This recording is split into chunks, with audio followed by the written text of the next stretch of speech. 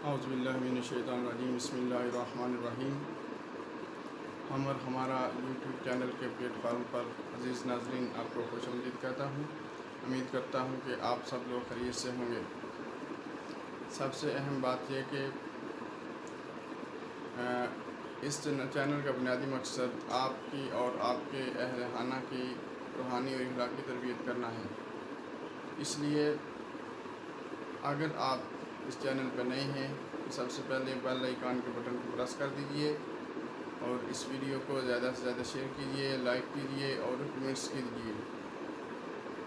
تو آج کی جو ہماری ویڈیو ہے اس میں ہم جانیں گے روزہ کی اہمیت اور فرضیت حدیث کی روشنی میں کہ رسالت مآب صلی اللہ علیہ وسلم نے روزے کے متعلق کیا ارشادات فرمائی ہیں۔ درد دل کر مجھے عطا یا رب، درد دل کر مجھے عطا یا رب، دے میرے درد کی دوا یا رب، دے میرے درد کی دوا یا رب۔ لاج رکھ لے گناہ گاروں کی، لاج رکھ لے گناہ گاروں کی، نام رحمان ہے تیرا یا رب، نام رحمان ہے تیرا یا رب۔ عیب میرے نہ کھول محشر میں، عیب میرے نہ کھول محشر میں، نام ستار ہے تیرا یا رب، نام ستار ہے تیرا یا رب۔ مجھے ایسے عمل کی دے توفیق، مجھے ایسے عمل کی دے توفیق کہ ہو راضی تیری رضا یا رب، کہ ہو راضی تیری رضا یا رب۔ ہر بلے کی بلائی کا صدقہ، ہر بلے کی بلائی کا صدقہ، اس برے کو بھی کر بلا یا رب، اس برے کو بھی کر بلا یا رب۔ اللہ تعالیٰ کی حمد و ثنا بیان کرنے کے بعد کروڑوں درود اسلام میرے پیارے آقا دو جہاں صلی اللہ علیہ وسلم کی ذات اقدس پر کہ جن کی ذات ہمارے لیے باعث فخر اور مشعل راہ ہے۔ تو اس ویڈیو میں ہم جانیں گے روزہ کی اہمیت اور فرضیت حدیث کی روشنی میں۔ حدیث قدسی ہے کہ اللہ تبارک و تعالیٰ کی ذات زبان نبوت سے ارشاد فرماتی ہے کہ روزہ خاص میرے لیے ہے اور میں خود ہی اس کی جزا دوں گا۔ ایک حدیث کے اندر اللہ تبارک و تعالیٰ نے ارشاد فرمایا علیک بالصوم فإنہ لا مثل لہ، روزہ رکھا کرو اس کی مثل کوئی عمل نہیں ہے، روزہ رکھا کرو اس کی مثل کوئی عمل نہیں ہے۔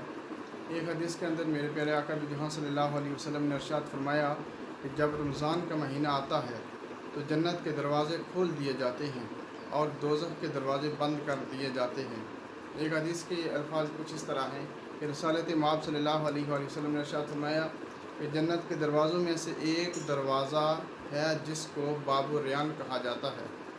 جنت کے دروازوں میں سے ایک دروازہ ایسا ہے جس کو باب الریان کہا جاتا ہے۔ قیامت کے دن اس دروازہ سے صرف روزہ دار ہی داخل ہوں گے۔ اسی طرح ایک اور حدیث کے اندر میرے آقا جہاں صلی اللہ علیہ وآلہ وسلم نے رمضان کے مہینے کی اہمیت اور فضیلت کو واضح کرتے ہوئے ارشاد فرمایا جس شخص نے رمضان المبارک کے روزے ایمان و احتساب کے ساتھ رکھے اور اس کے پچھلے تمام کے تمام گناہ معاف کر دیے جائیں گے۔ اور ایک اور بات کہ یہ بھی فرمایا کہ روز حشر کل قیامت والے دن روزہ اور قرآن دونوں بندے کی سفارش کریں گے۔ روزہ ڈھال ہے جب تم میں سے کوئی روزے سے ہو تو وہ اپنی زبان کو فحش اور گندی باتوں سے آلودہ نہ کرے، یعنی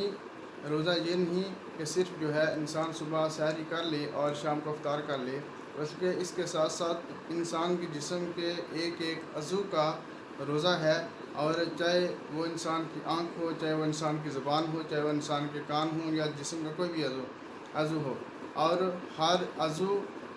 کی حفاظت جو ہے آپ کا ذمہ جو ہے ہوتی ہے اور اس کی حفاظت آپ نے کرنی ہوتی ہے۔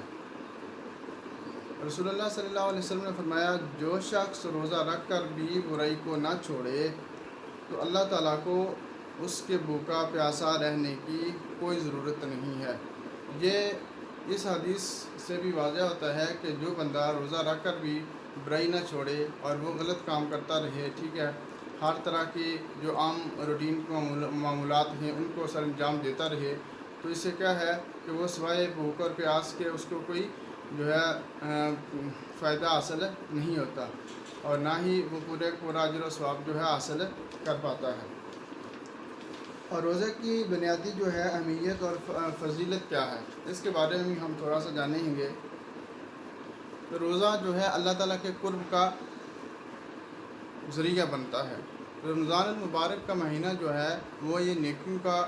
موسم بہار کہلاتا ہے، اور روزہ کی حالت میں انسان زیادہ سے زیادہ نیک اعمال کرتا ہے اور اس طرح اللہ تبارک و تعالیٰ کی ذات کا قرب حاصل کرتا ہے۔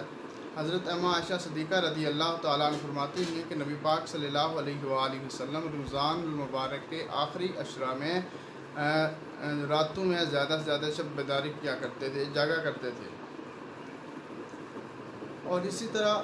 فتنے کے دروازے بھی روزہ رکھنے سے بند ہو جاتے ہیں۔ وہ کس طرح کہ روزہ دار جو ہے ہر اس عمل سے بچنے کی کوشش کرتا ہے کہ جو اس کے خالق کی نافرمانی کا باعث بنتا ہے۔ اس طرح فتنے کے بہت سے دروازے بند ہو جاتے ہیں، کیونکہ روزہ دار کا جو بنیادی مقصد ہے وہ اللہ تعالیٰ کو راضی کرنا ہے، تو اس کے لیے وہ کیا کرتا ہے کہ وہ تمام طرح کے افعال جو ہے وہ ختم کر دیتا ہے، اور وہ صرف وہی کام کرتا ہے جس سے اللہ تبارک و تعالیٰ کی ذات راضی ہو۔ اور اسی طرح روزہ رکھنے سے ایک اہم فائدہ یہ بھی ہوتا ہے کہ غریب مسلمانوں کی ضروریات کا احساس ہوتا ہے۔ رمضان المبارک کے مہینے میں جب امیر آدمی بھوک اور پیاس برداشت کرتا ہے، اور تو اس سے اسے غربا کی ضروریات کا احساس ہوتا ہے، اور وہ کوشش کرتا ہے کہ بھوکے کو کھانا کھلائے اور ضرورت مند کی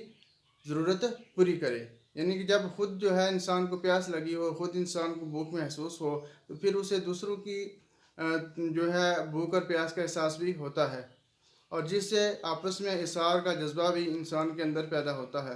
اور روزے کا سب سے ایک اہم فائدہ یہ بھی ہے کہ اخوت کا جذبہ بھی انسان کے اندر پیدا ہوتا ہے۔ وہ کس طرح کہ روزہ دار کے دل میں اخوت کا جذبہ پروان چڑھتا ہے کہ اس کے سامنے نبی اکرم صلی اللہ علیہ وسلم کی یہ حدیث ہوتی ہے کہ جس نے ایک کھجور یا پانی کے ایک گھونٹ سے کسی کو روزہ افطار کرایا تو اسے بھی اس روزہ دار کے روزے کا اجر ملے گا۔ اور افطاری کے وقت وہ پوری کوشش کرتا ہے کہ زیادہ سے زیادہ لوگوں کو روزہ افطار کرائے، جس سے وہ زیادہ سے زیادہ جو ہے اس نیکیوں کے بہار کے مہینے میں اجر و ثواب کا مستحق ہو سکے۔ اور اسی طرح روزے کی حالت میں اس کا یہ فائدہ ہے کہ اس کا روزے سے اثار کا جذبہ بھی پیدا ہوتا ہے انسان کے اندر۔ روزہ کی حالت میں ایک مسلمان اپنے دوسرے مسلمان بھائی کو ترجیح دیتا ہے، اور حدیث میں ہے کہ رسول اللہ صلی اللہ علیہ وسلم رمضان المبارک کے مہینے میں خصوصی طور پر صحابت کرتے تھے۔ اور اسی طرح روزہ رکھنے کی وجہ سے اس کا ایک خاص فائدہ یہ ہے کہ اس سے جہاد کی تیاری بھی ہوتی ہے۔ وہ کس طرح کہ جب جہاد میں بھی انسان کو بھوک پیاس کا سامنا کرنا پڑتا ہے، اور جب بھی انسان کی زندگی کے اندر مشکلات آتی ہیں اور مصائب و علام سے واسطہ پڑتا ہے، تو انسان تو جو ہے اس کے لیے وہ ذہنی طور پر بدنی طور پر تیار ہو جاتا ہے کہ جس طرح جو زکوٰۃ ہے یہ ایک جسمانی، جس طرح نماز جو ہے وہ ایک جسمانی عبادت ہے، اور زکوٰۃ جو ہے وہ ایک مالی عبادت ہے، اور اسی طرح جو روزہ ہے یہ بھی ایک بدنی عبادت ہے، اور یوں سمجھیں کہ یہ جسم کی ایک زکوٰۃ ہے۔ رمضان مبارک کا مہینہ در حقیقت یہ تربیت کرتا ہے کہ اگر کبھی مشکل وقت آئے تو بھوک پیاس برداشت کرنی پڑے تو اسے کوئی مشکل پیش نہ آئے، اور شدید ترین حالات میں بھی وہ ہمت سے کام لے اور ہمت نہ ہارے۔ تو یہ تھے چند فوائد جو آپ کے سامنے بیان کیے گئے ہیں روزے کے حوالے سے، اور کچھ احادیث کے حوالے سے یہاں پہ آپ کے سامنے جو ہے باتیں کی گئی ہیں۔ تو امید ہے کہ یہ باتیں آپ کو بہت پسند آئی ہوں گی، اور اللہ تعالیٰ کی ذات ہم سب کو عمل کی توفیق عطا فرمائے۔ وما علینا الا البلاغ المبین۔ اللہ تبارک و تعالیٰ کی ذات آپ سب کا حامی و ناصر ہو، السلام علیکم ورحمۃ اللہ وبرکاتہ۔